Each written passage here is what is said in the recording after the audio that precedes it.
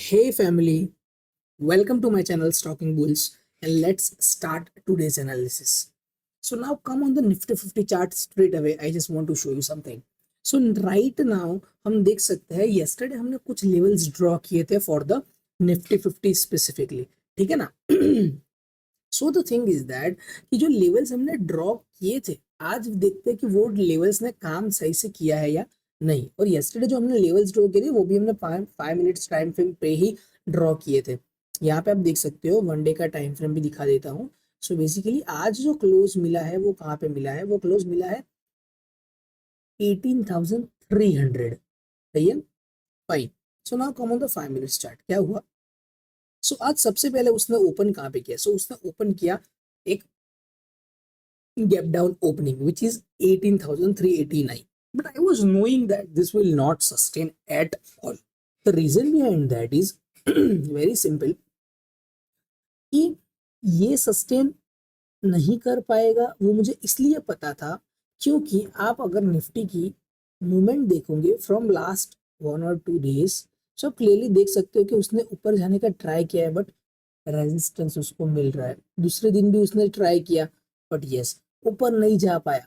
ठीक है, bearish candle नहीं बनाया पर वो ऊपर नहीं जा पाया। तो आज क्या हुआ, तो आज जैसे ही ऊपर गया तो वैसे ही उसे क्या मिला, एक रेजिस्टेंस मिला। और ऑफकोर्स हमने तो यस्टरडे हमने लेवल्स ड्रॉ किए हुए थे, तो वहां से ये लेवल जैसे ही टूटा और ये कैंडल क्लोज हुई उसके बाद में मैंने क्या किया, मैंने सेल ट्रेड लिया? नहीं, मैंने सेल ट्रेड नहीं लिया। क्यों?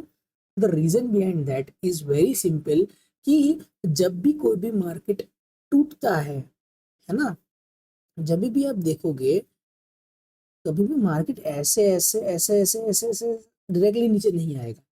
मार्केट क्या करेगा, सबसे पहले नीचे आएगा, उसके बाद में नीचे आने के बाद ऑफकोर्स यहाँ पे नीचे आएगा तब उसको बायर्स भी मिलेंगे यहाँ पे, तो फिर वो क्या करेगा, वो अगेन ऊपर जाएगा to test the resistance levels.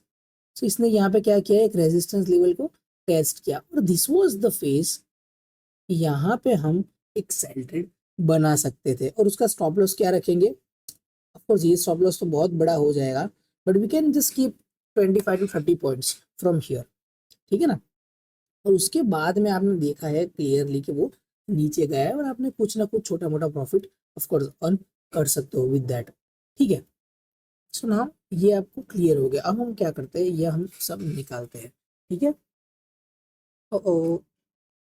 But now the thing is that, ठीक है निकाल देते हैं, फिर से ड्रॉ कर लेते हैं। ठीक है, तो ये सबसे पहला रेजिस्टेंस कहाँ पे दिख रहा है, ऑफ कोर्स ये वाला ही जगह जो यस्टरडे भी था। आप ध्यान रखना कि मैं जब ये लेवल्स ड्रॉ करता हूँ, जैसे कि यहाँ पे लिखा हुआ है 18,344, तो आप पकड़ के चलो 18,344 से लेके 50 तक, लाइक एक रेंज दिमाग में रखो। Always don't keep that level like 18,344 बोला है तो वो ही है, नहीं। हमको ऑलवेज एक रेंज बना के रखनी है। जैसे कि अभी मैंने 18,344 पे रखा, ठीक है, तो उसका आपका रेंज क्या होना चाहिए, तो आपका रेंज होना चाहिए कहीं ना कहीं 18,330 से लेके 18,360। ठीक है ना, ये हमारा एक रेंज बनेगा। Of course the thing is that कि वो रेंज बनेगा ना, तो उससे आपको ये बेनिफिट होगा कि वो जो रेंज है उसके ब्रेकआउट या ब्रेकडाउन पे आपको ट्रेड लेने में आसानी होगी, कहीं ना कहीं वो एक कॉन्फिडेंस आएगा। ठीक है, तो हमने ये लेवल आज ड्रॉ कर दिया क्योंकि ये आज का बहुत ही एक बड़ा रेजिस्टेंस है जहां से 3 बार उसने ब्रेक डाउन दिया है। ठीक है, दूसरा एक सपोर्ट कहाँ पे है उसका, तो सपोर्ट है यहाँ पे कहीं पे, यहीं पे कहीं पे मुझे दिख रहा है।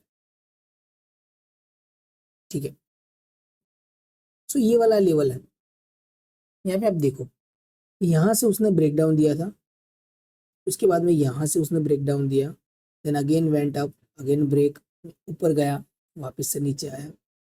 ऊपर जाने के बाद ये resistance as a resistance work कर रहा था, ऊपर जाने के बाद आप आज क्लियरली देख सकते हो एज ए सपोर्ट उसने काम किया है। ठीक है, तो ये बहुत ही इंपॉर्टेंट लेवल है। जो लेवल बार बार सपोर्ट या रेजिस्टेंस दोनों जैसे काम करे, वो लेवल बहुत ही ज्यादा इंपॉर्टेंट हो जाता है, वहां से आपको बहुत ही बड़ा एक ट्रेड मिल सकता है। That's why I have like chosen this. Okay, उसके बाद में कौन सा लेवल है वो देखते हैं अपने।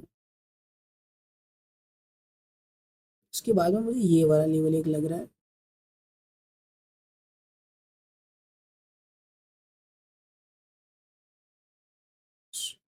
ये वाला लेवल, देन ये वाला।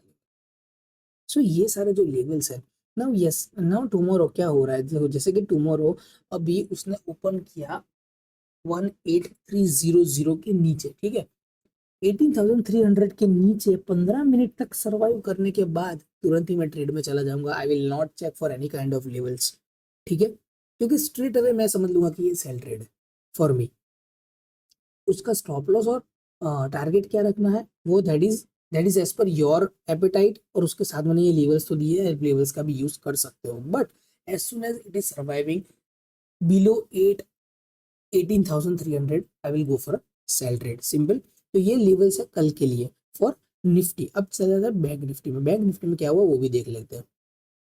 सो ये 5 मिनट्स का चार्ट, और आज ओपन यहाँ पे हुआ, ऑफ कोर्स उसने एक आप क्लियरली एक चीज देख पा रहे हो कि यहाँ पे ओपन होने के बाद यहाँ पे उसको रेजिस्टेंस आया, वो नीचे आ गया, वो ऊपर गया, यहाँ पे कंसोलिडेट होने के बाद वापस से उसने वो नीचे आया, उसके बाद वो ऊपर गया, then again you can see from this level only consolidation. आप यहाँ पे देख सकते हो क्लियरली कितना ज्यादा हुआ है, यहाँ पर कंसोलिडेट होने के बाद वापस से वो नीचे आया। तो मतलब क्या हो रहा है, तो वो ऊपर जब जब जा रहा है ना, तब तब उसको एक रेजिस्टेंस ऑलवेज आ रहा है बीच में, है ना। तो दीज आर द साइंस कि हमको सेल ट्रेड के लिए फाइंड आउट कुछ ना कुछ करना चाहिए। तो सेल ट्रेड के लिए सबसे पहला लेवल कौन सा रहेगा मेरा, सबसे पहला लेवल रहेगा ये वाला,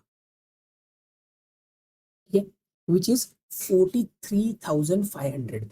ना 43,500 जैसे निफ्टी में भी बोला, वैसे यहाँ पे भी बोलता हूँ कि 43,500 के नीचे जैसे ही आपको 15 मिनट के लिए वो सस्टेन कर जाए, वो फॉर अ सेल ट्रेड। और वो सेल ट्रेड ऐसे नहीं लेना है आपको कि 43,500 के नीचे जैसे ही क्लोज हुआ उसके बाद में आपको ट्रेड लेना है। जैसे कि आप 5 मिनट्स पे काम कर रहे हो, ठीक है, तो एक आपका कैंडल यहाँ पे बना, ऐसा कोई कैंडल बना आपका, ठीक है,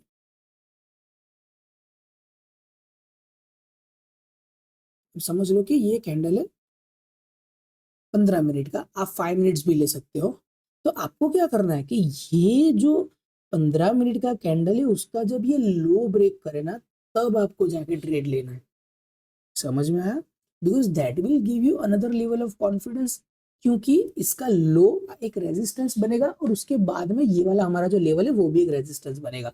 तो आपको बहुत ही ज्यादा इजी रहेगा टू अंडरस्टैंड, ठीक है, क्लियर, ओके फाइन। फिर से लेवल ड्रॉ कर देते हैं हम, ये वाला एक लेवल है, उसके बाद में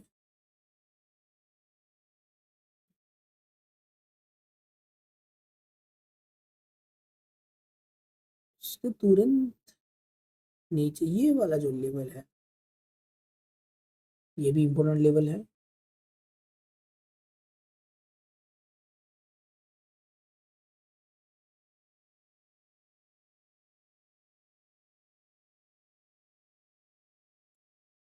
ठीक है, सो now the thing is that कि जैसे ही आपको यहाँ पे एक सेल ट्रेड मिल रहा है, और सेल ट्रेड जैसे ही आपको मिलता है, आपको क्या करना है, आपको क्या करना है, सिंपल से सेल ट्रेड में चले जाना है। अगर बैंक निफ्टी 43,500 के नीचे रहता है for 15 minutes, mark my words, और वो जो कैंडल बताया उसका लो जैसे ही टूटता है तब आपको वो ट्रेड लेना है। उसके बाद में एक रेजिस्टेंस लाइन यहाँ पे ड्रॉ कर देते, क्योंकि ऑफकोर्स उसको रेजिस्टेंस मिल दिख रहा है हमें क्लियरली।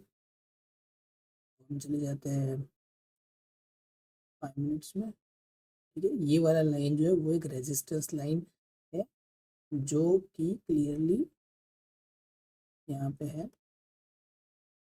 ये वाला जो लाइन है तो ओके ठीक, नाउ ठीक है। तो बैंक निफ्टी का हमारा ये चीज क्लियर हो गया। So I think you guys are like understanding what I am saying, ये लेवल्स इतने ज़्यादा इंपॉर्टेंट क्यों होते हैं, और हमें ये लेवल को ध्यान में रख के क्यों ट्रेड लेने चाहिए, वो मैं आपको ऑलवेज समझाने का ट्राई करता हूँ। Now come on this side granules. So granules के बारे में मैं आपको एक चीज़ बताना चाहता हूँ इट्स वेरी सिंपल दैट अभी भी मैं इस ग्रेन्यूल्स वाले ट्रेड में बना हुआ हूँ, क्योंकि ना तो मेरा स्टॉप लॉस हिट हुआ है और ना तो मेरा टारगेट मिला है मुझे। Still I am holding this trade. I hope मुझे टारगेट कल परसों कभी ना कभी तो मिलेगा। So I am just waiting for that trade. Now मैं आपको एक चीज समझाना ये चाहता हूँ कि of course you might have heard this name, which is Aarti industry. अब आरती इंडस्ट्री में क्या हुआ यस्टरडे, और ये क्या हो कि ये क्या हुआ, तो ये हो गया कि ये शेयर एक ही दिन में 10% डाउन हो गया। तो इसमें प्रॉब्लम क्या है फंडामेंटली, तो फंडामेंटली प्रॉब्लम ये है कि इसका रिजल्ट आया, जो इसका रिजल्ट जो आया वो रिजल्ट अच्छा नहीं आया, and that's why the stock went down, और इसीलिए ये स्टॉक ने रिएक्शन दिया। पर एक चीज मैं आपको यहाँ पे दिखाना चाहता हूँ, तो ये है कि देखो स्टॉक ने शुरू को उसको सबसे पहले सपोर्ट कहाँ मिला था, उसको सपोर्ट कहीं ना कहीं यहाँ पे मिला था, ये रेंज में। ठीक है। अब चीज क्या थी कि ऑफ कोर्स हर कोई, कोई भी होता है सेलर या बायर, वो एक चीज प्रिडिक्ट करता है कि या तो रिजल्ट अच्छा आएगा या तो रिजल्ट बुरा आएगा। सो क्लियरली एक लॉजिकल चीज ये है कि यहाँ पे यहाँ आने के बाद ऑफ कोर्स सबने ऐसा सोचा कि रिजल्ट अच्छा नहीं आएगा। ठीक है। अभी 100 लोग ऐसे हैं जिसने ऐसा सोचा कि रिजल्ट अच्छा नहीं आएगा। Okay fine. नाउ यहाँ पे आने के बाद, जैसे कि यहाँ पे 10 लोग मान रहे थे, यहाँ पे 20 लोग, यहाँ पे 30 लोग, यहाँ पे 40 लोग, यहाँ पे 50 लोग, यहाँ पे 100 लोग ऐसा मानते कि रिजल्ट अच्छा नहीं आएगा। पर नाउ यहाँ आने के बाद और 50 लोग आते हैं और वो ऐसा बोलते हैं कि इतना बुरा भी नहीं आएगा। तो क्या होता है, रेट बढ़ना शुरू होता है, प्राइस बढ़ना शुरू होता है, ये क्लियरली आप देख सकते हो। ठीक है। बट रिजल्ट ने क्या किया, रिजल्ट आ गया बुरा। सो रेट कहाँ चला गया, सीधा यहाँ पे, जहीं पे जहाँ पे उसके बायर ने सोचा था कि रिजल्ट अच्छा आएगा। तो यहाँ पे एक चीज हुआ कि सेलर्स ने जो सोचा था उसका एक विन हुआ। सो now the thing is that कि उनका प्रिडिक्शन सही निकला कि नहीं रिजल्ट अच्छा नहीं आया। बट नाउ व्हाट, अब रिजल्ट तो यहाँ से चला गया, अब रिजल्ट खत्म हो गया। रिजल्ट का जो दिन होता है उसका अगले दिन ऑलवेज एक मोमेंटम रहता है रिगार्डिंग दैट रिजल्ट। बट उसके बाद क्या है ना, तो now the thing is that कि यहाँ पे एक सपोर्ट है, ले देख सकते हो, जो कि मैं एक ड्रॉ कर देता हूँ। ठीक है। और ये बहुत ही स्ट्रॉन्ग सपोर्ट है जो कि है 482। अब आप पूछोगे स्ट्रॉन्ग सपोर्ट ऐसा मैं क्यों बोल रहा हूँ, तो हम चले जाते हैं वीकली टाइम फ्रेम पे। देख सकते हो वीकली टाइम फ्रेम पे यहाँ पे, और यहाँ पे देखो आप एक चीज, यहाँ पे एज अ रेजिस्टेंस वर्क किया, उसके बाद में फिर से एज अ रेजिस्टेंस वर्क किया, सपोर्ट लेके ऊपर चला गया, नीचे आया, रीटेस्ट किया, और then it went up. So now the thing is that कि ये यहीं पे वापिस आया हुआ है, तो ये बहुत ही एक इम्पोर्टेंट लेवल ऑफ सपोर्ट है। तो मैंने क्या किया है आज, मैंने मेरा एक पोजीशन बनाया हुआ है यहाँ पे कहीं पे, 5 मिनट चार्ट में चले जाते हैं। तो मैंने ऐसा सोचा कि उसने आज सुबह से, जैसे कि दिस इज सॉरी, आज सुबह से कहाँ था भाई, ठीक है, ठीक है।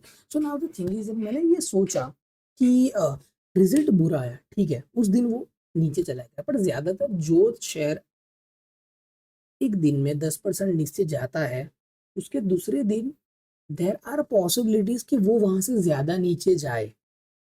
ठीक है।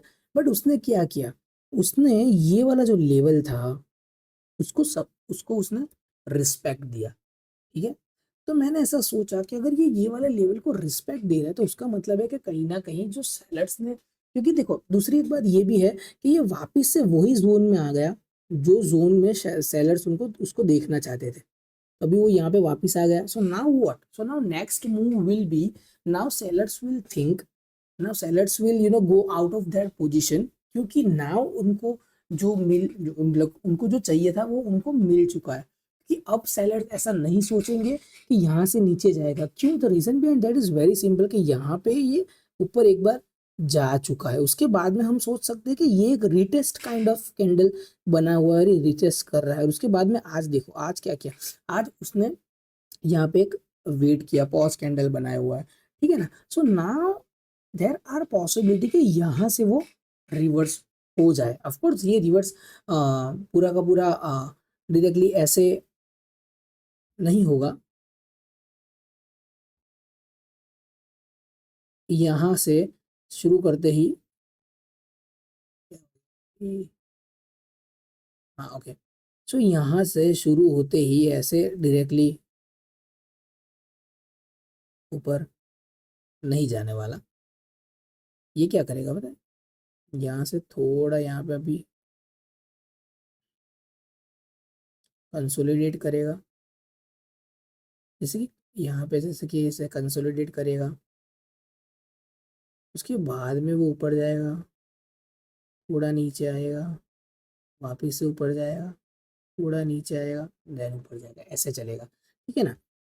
So now I have taken a position over here eight 508, ठीक है। सो मैं आपको एक डिस्क्लेमर के लिए बता रहा हूँ कि I am not a SEBI registered analyst, so what ever trade you are taking, please take with the advice of your stock market advisor and then only take a trade.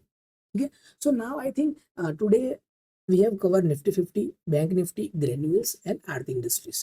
ठीक है, सो कल फिर से मिलेंगे नए एनालिसिस के साथ, कल फिर से हम सब लेवल्स चेक करेंगे। So thanks a lot for watching my video.